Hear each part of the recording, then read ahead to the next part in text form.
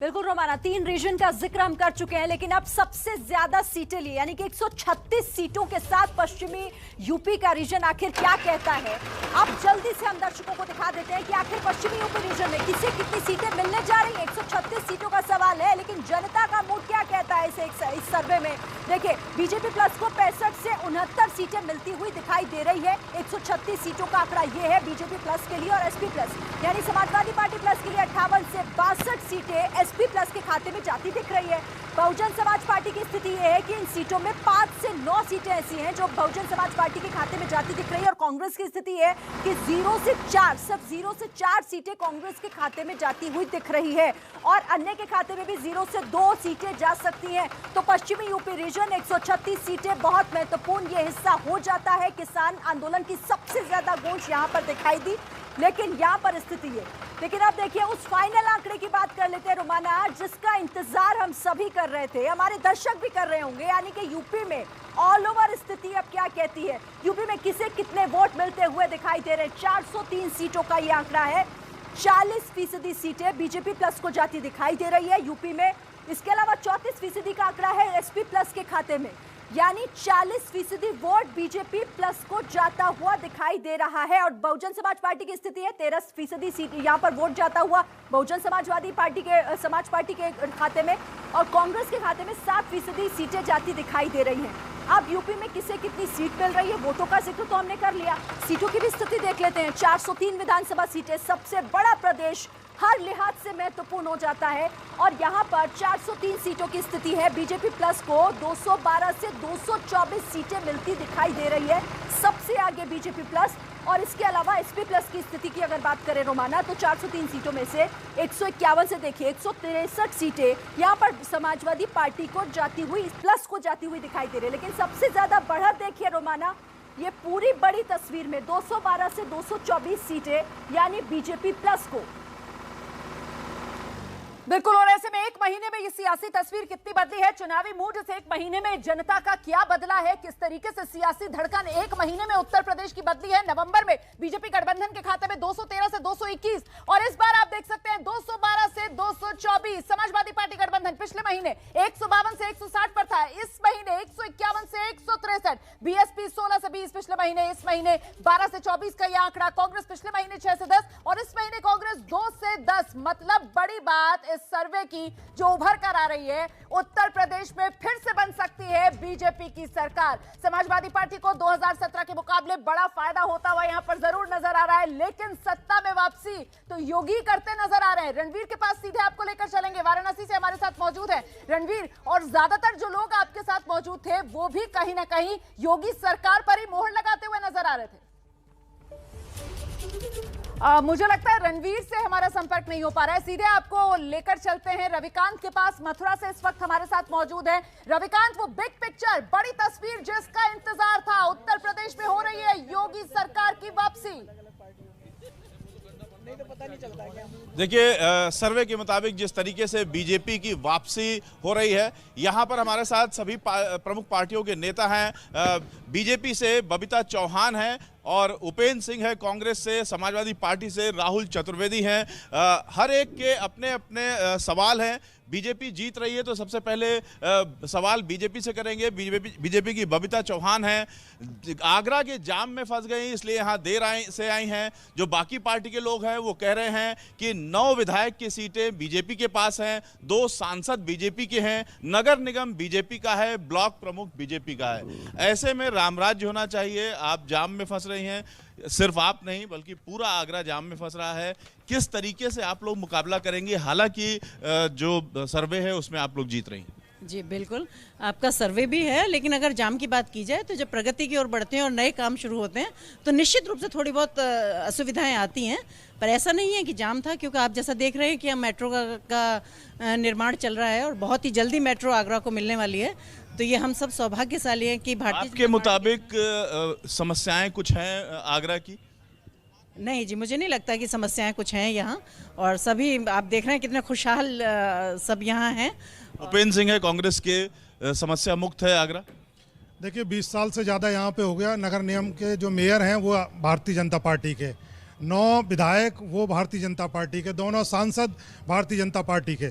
उसके बावजूद यहाँ पे कतरन से लेकर के सड़कें टूटी से लेकर के जाम की समस्या से लेकर के इतनी समस्याएं हैं कि जहाँ पे आदमी का जीना दूभर हो गया है।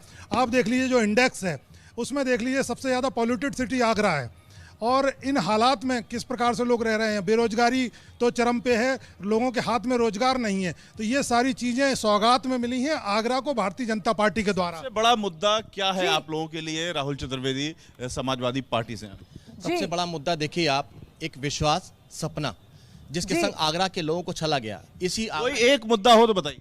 महंगाई का सबसे बड़ा मुद्दा है, सबसे बड़ा बेरोजगारी का सबसे आंकड़ा बड़ा जो मुद्दा है। ओवरऑल तस्वीर है अब वो आ गई है उत्तर प्रदेश की, और ऐसे में मुझे लगता है जरा जल्दी से उत्तर प्रदेश के दूसरे हिस्से में भी चले जाना चाहिए हमें। रणवीर हमारे साथ मौजूद हैं वाराणसी से। रणवीर, सर्वे का आंकड़ा ये कह रहा है कि उत्तर प्रदेश में हो रही है योगी बाबा की वापसी।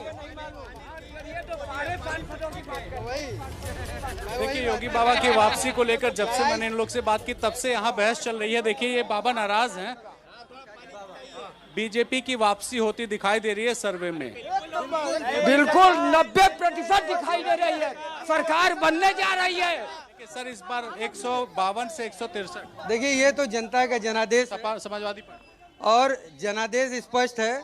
जो बंगाल में हुआ, जो बिहार में हुआ और यहाँ के उपचुनाव में जो हुआ वो सारी जनता देख रही है। आज जनता त्रस्त है महंगाई से, बेरोजगारी से, इससे जनता त्रस्त है। चाहे वो ट्रेवलिंग की बात हो या रसोई गैस की बात हो। जनता से पूछ लेते हैं, जनता बताइए। जनता ये कह रहे हैं जनता त्रस्त है इसलिए वापसी नहीं होगी। सर्वे कुछ भी जनता त्रस्त है, बदलाव चाहिए, बदलाव। आप बोलिए। शांत रहिए।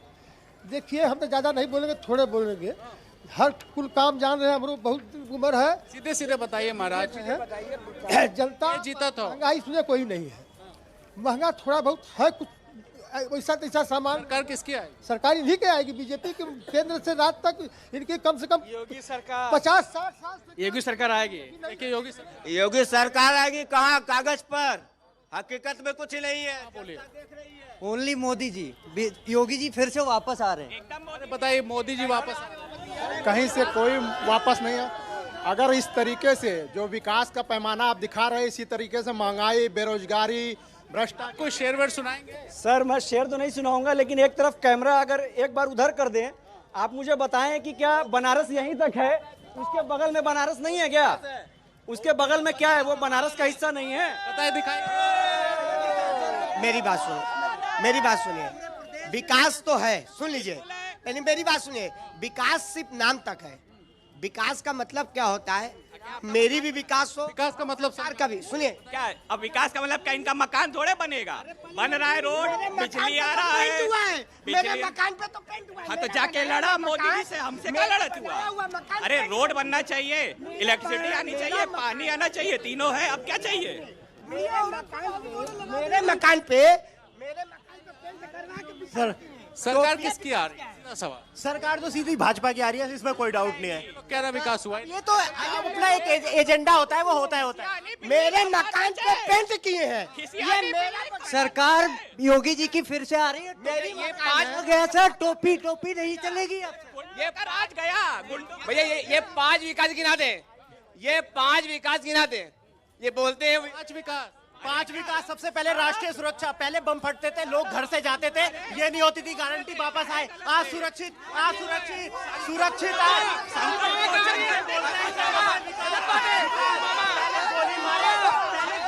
जाती थी, व्यापारी को गोली मार दी जाती थी सरेआम। मैं बताऊंगा 2014 के बाद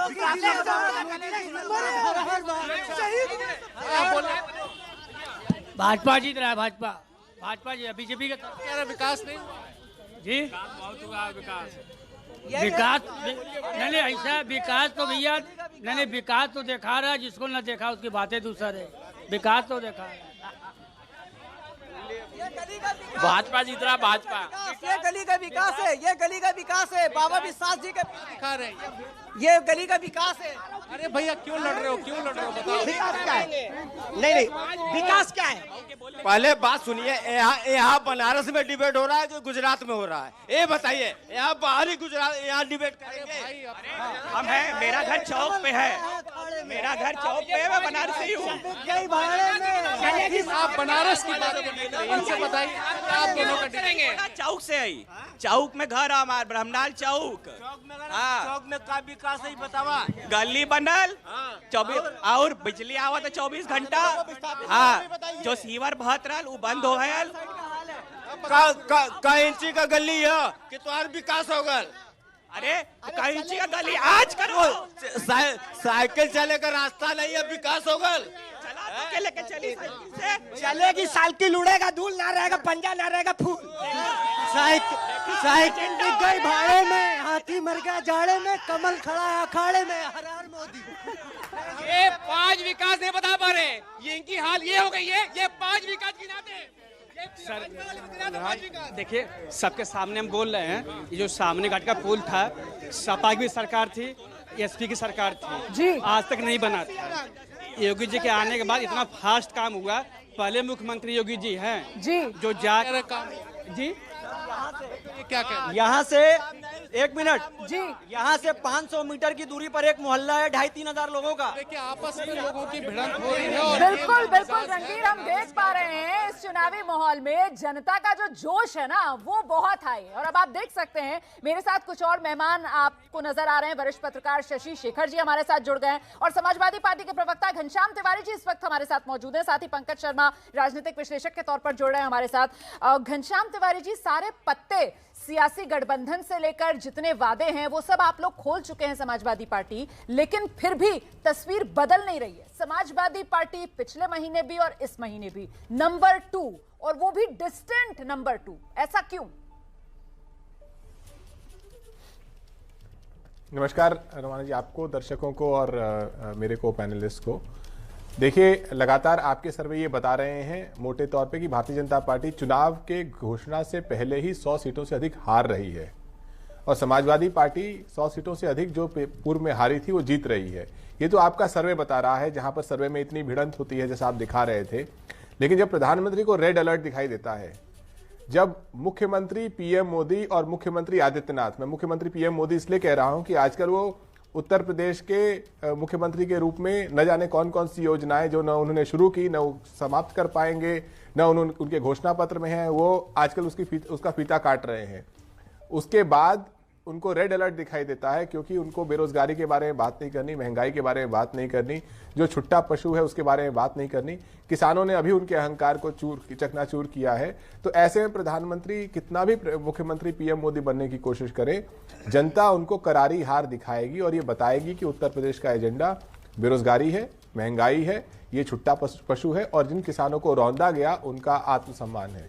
लेकिन सर मेरा सवाल यह है कि नया है क्या आपके पास जनता के पास लेकर जाने के लिए? सारे पत्ते तो आप लोग सियासी तौर पर खोल चुके हैं और अभी तो चुनावी जो सरगर्मियां हैं वो बढ़ेंगी और उसमें चुनावी कैंपेन बीजेपी की तरफ से तो अभी शुरू किया जाना है। देखिए प्रधानमंत्री जी ने कहा हम न्यू इंडिया बनाएंगे, न्यू इंडिया में सबको अच्छे दिन दिखाएंगे, 2 करोड़ रोजगार लाएंगे, 15 लाख रुपए देंगे। नया इनके पास जो था वो कहाँ कह रहे हैं? हम तो ये कह रहे हैं कि भाई जो पुराना भारत था जहां पर देश के प्रधानमंत्री मुख्यमंत्री बनके नहीं गली गली घूमते थे, जहां पर देश के प्रधानमंत्री, देश के मुख्यमंत्री बेरोजगारी की बात करते थे, महंगाई की बात करते थे, वही पुराना भारत हमें लौटा दीजिए। पार्टी के पास भी जनता के लिए कुछ नया नहीं है, आप उस पुराने ढर्रे पर ही लौटाने की कोशिश कर रहे हैं। हम सीधे जरा बीएसपी के प्रवक्ता एमएच खान साहब हमारे साथ मौजूद हैं, उनके पास आपको लिए चलते हैं। एमएच खान साहब, लेकिन यहाँ पर बीएसपी और बीएसपी का तो एक तरीके से सुपड़ा सा साफ होता हुआ नजर आ रहा है उत्तर प्रदेश में इस सर्वे में, ऐसा क्यों है सर? आपकी स्टूडियो में सर्वे साफ दिखाई दे रहा है, जनता में नहीं है।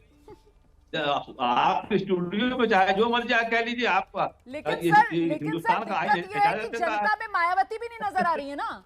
क्या ये उसी का इफेक्ट है? जनता में मायावती जी भी नहीं नजर आ रही है, क्या ये उसी का इफेक्ट है? फिर वही बात है। अभी रवाना जी देखिए, अभी किसी पार्टी का टिकट नहीं बटा है, टिकट बटने दीजिए।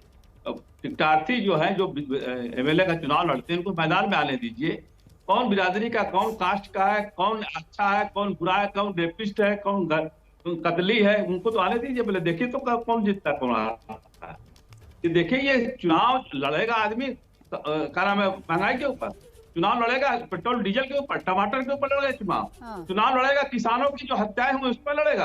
अभी बहुत जल्दबाजी होगी कहना आपका। अरे सर, मतलब चुनाव कब लड़ेगा सर? अगर अभी भी जल्दबाजी आपको लग रही है तो बस फरवरी से ही चुनाव ये जो पड़ाव है वो शुरू हो जाएंगे। मुझे पता नहीं सर, आप क्या सोचकर बैठे हुए हैं? 2022 में ही चुनाव है सर, पता है ना? जिंदगी मेरी राजनीति में बीत गई। अब आप बता दीजिए मुझे, सारे पार्टियों के कैंडिडेट डिक्लेयर हो गए, मुकाबला शुरू हो गया।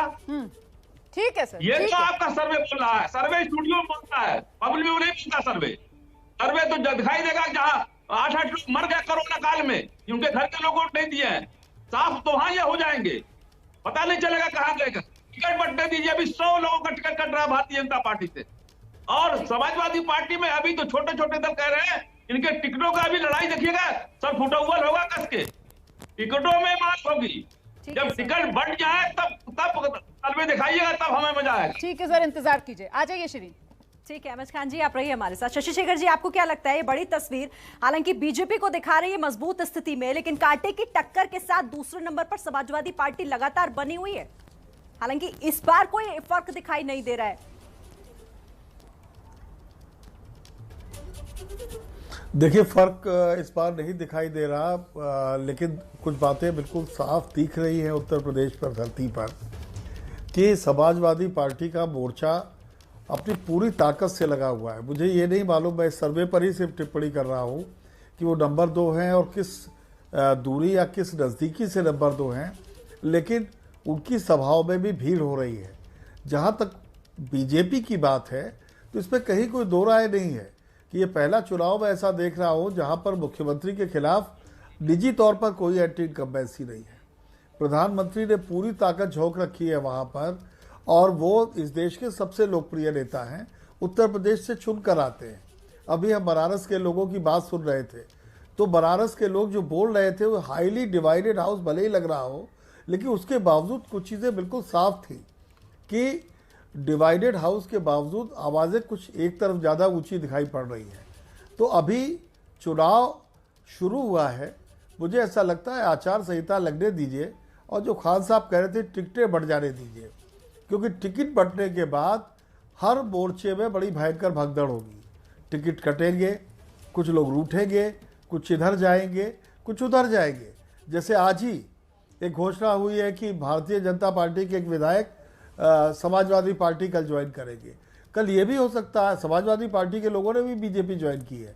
तो अभी काफ़ी रद्दोबदल, फेरबदल जमीन पर होना है, और उसका आगाज जो आपने किया है सर्वेस के जरिए, तो दो बातें बहुत साफ हैं कि अभी भारतीय जनता पार्टी नंबर 1 पर चल रही है, लेकिन समाजवादी पार्टी पूरी कोशिश कर रही है उस गैप को पूरा करने की। बिल्कुल, मुझे लगता है राजनीतिक विश्लेषक पंकज शर्मा हमारे साथ मौजूद है, जरा उनसे भी एक रिएक्शन लेते हैं। और पंकज शर्मा जी, इस सर्वे से ये भी उभर कर आ रहा है कि उत्तर प्रदेश में विपक्ष के नेता के तौर पर चेहरा अखिलेश यादव का, प्रियंका गांधी आधी आबादी के नाम पर दांव तो लगा रही हैं, लेकिन कांग्रेस तो बेदम है सर। कांग्रेस बेदम है ये नहीं माना जा सकता। कांग्रेस ने दम पकड़ा है, रोज बरोज दम पकड़ रही है कांग्रेस। मुझे लगता है कि इस वक्त जो उत्तर प्रदेश की स्थिति है वो 1991 और 1996 के आसपास की है।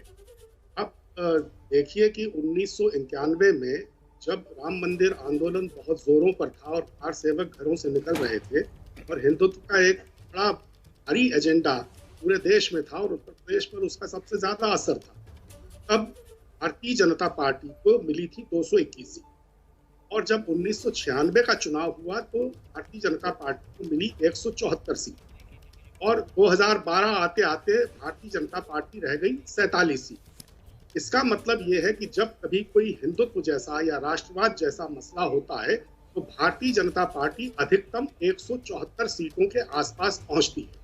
पिछले चुनाव में जरूर अन्य कारणों से भारतीय जनता पार्टी को 312 सीटें मिल गई, लेकिन जैसा आपका सर्वे खुद बता रहा है कि इस बार 100 सीटें तो आपके सर्वे में ही कम हो रही हैं। उसकी रह गई कांग्रेस की बात, तो 1991 में कांग्रेस की 46 सीटें थी और 1996 में 33 सीटें। इसलिए कांग्रेस को खारिज करना ठीक नहीं है। प्रियंका गांधी ने जो मेहनत उत्तर प्रदेश में शुरू की है और उसके जो नतीजे आ रहे हैं उससे कांग्रेस, मुझे लगता है, मेरे आकलन में कम से कम 30 सीटें पार करेगी। ये बात आपको अभी अविश्वसनीय लग सकती है, लेकिन चुनाव जरा नजदीक आने दीजिए, आप देखेंगे कि अगर ये विपक्ष का सर्वे में फिलहाल कांग्रेस जो है ना वो 2 से 10 के बीच में सिमटती हुई नजर आ रही है। खैर जल्दी से शिरीन के पास चलते हैं, आ जाइए शिरीन। बिल्कुल, जिस तरीके से यहाँ पर हम देख रहे हैं कि कांटे की टक्कर तो दिखाई दे रही है, लेकिन कई लोगों का यह भी मानना है कि अभी चीजें आगे बदलेंगी। अवनीश अवस्थी जी को मैं लाना चाहती हूँ यहाँ पर। अवनीश जी, आपको भी यही लगता है कि अभी तो पत्ते बाकी पार्टियां खोलेंगी और जब टिकट बंटवारा होगा तो उसके बाद तस्वीर और हवा जो इस वक्त बहती हुई दिखाई दे रही है वो अलग होगी? देखिए शिरीन, एक बात तो बड़ी साफ सी है कि आपके सर्वे में लगातार बिजली जितने, मेरा इको हो रहा है, इको ठीक करवा दीजिए जरा। जितने भी सर्वे आए हैं लगातार पिछले 2-2.5 महीनों से जो आप सर्वे कर रहे हैं, उसमें लगातार बीजेपी नंबर 1 बनी हुई है। अब कहीं 1% ज्यादा हो जाता है, कभी 1% कम हो जाता है, ये बात सच है, इसमें कोई दो राय नहीं है। लेकिन एक बात और बड़ी साफ है कि कांग्रेस इस समय अस्तित्व की लड़ाई में है। कांग्रेस ने प्रियंका गांधी को उतारा, उनका वोट परसेंटेज और कम होता है तो ये बहुत बड़ा प्रश्न चिन्ह पूरे गांधी परिवार की क्षमताओं पर फिर से लगेगा। पहले राहुल गांधी के नेतृत्व में लड़ा गया था, पहली बार प्रियंका गांधी आई हैं। अगर वोट परसेंटेज भी कम होता है, मैं सीट की बात नहीं कर रहा हूं, अगर वोट परसेंटेज भी कम होता है तो ये बहुत बड़ा प्रश्न चिन्ह लगने वाला है। अभी सिर्फ एक संसदीय सीट है कांग्रेस के पास पूरे उत्तर प्रदेश में, सिर्फ रायबरेली की, और उसकी जो विधायक हैं वो भी बीजेपी में ज्वाइन कर गई है, वहां से रायबरेली से जो विधायक हैं। महत्वपूर्ण बात यह है कि जब पिछली बार जब उत्तर प्रदेश की विधानसभा का चुनाव हो रहा था तब यूपी के 2 लड़कों ने साथ मिलकर चुनाव लड़ा था और ऐसा लग रहा था कि अखिलेश यादव और कांग्रेस मिलकर के बीजेपी को पटकनी दे देंगे, और लगातार सर्वे में भी लगभग यही बात आ रही थी जी। मैं सर्वे को नकार नहीं रहा हूं, लेकिन सर्वे से पहले जिस तरीके से डिवाइडेड राय होती है, दोनों तरीके की राय आती है, वो आएगी। लेकिन महत्वपूर्ण बात यह है कि एक ओवरऑल नैरेटिव जो है वो महंत योगी आदित्यनाथ के पक्ष में है। ठीक है। स्टूडियो में हमारे साथ खास मेहमान मौजूद है, जरा जल्दी से एक रिएक्शन उन सभी से लेते हैं। राजकिशोर जी, आपके साथ शुरुआत करना चाहूंगी। बिग पिक्चर, ओवरऑल तस्वीर उत्तर प्रदेश की सी वोटर के सर्वे पर, इस पर आपकी टिप्पणी। देखिए, बहुत सीधी सी बात है कि इस बार चुनाव जो उत्तर प्रदेश में नरेंद्र मोदी के नाम पे भारतीय जनता पार्टी का होता है, इस बार योगी भी एक फैक्टर है, और योगी के लिए अच्छा होता है या बुरा होता है, नतीजे निश्चित तौर पर उस फेट को भी निर्धारित करेंगे। और एक सबसे जो महत्वपूर्ण बात उभर कर आ रही है कि चेहरे उत्तर प्रदेश में इतने ज्यादा प्रखर और मुखर हैं, इधर अखिलेश दिखाई पड़ रहे हैं, उधर योगी आदित्यनाथ दिखाई पड़ रहे हैं। बीजेपी की टीम या नरेंद्र मोदी जो पीछे हैं वो अलग है, लेकिन इन दोनों चेहरों के आगे बाकी चेहरे निस्तेज हो रहे हैं। और जो बात अभी बसपा प्रवक्ता कह रहे थे या जो कांग्रेस के पंकज जी कह रहे थे, बहुत सीधी सी बात है कि कांग्रेस लड़ने की कोशिश कर रही है, लेकिन उनको तो खारिज पहले अखिलेश ने किया, फिर जयंत ने भी किया और बीएसपी ने भी किया, उनको कोई गठबंधन भी लेने को तैयार नहीं। और मायावती जिस प्रत्याशा में है कि टिकट बट जाएंगे, उसके बाद वो अपना ट्रम्प कार्ड खेलेंगी, तो इस तरीके से राजनीति अब नहीं चलेगी। 24/7 राजनीति करनी पड़ रही है। भारतीय जनता पार्टी ने राजनीति का लेवल ऐसा कर दिया है कि आपको 24 घंटे राजनीति करनी पड़ेगी।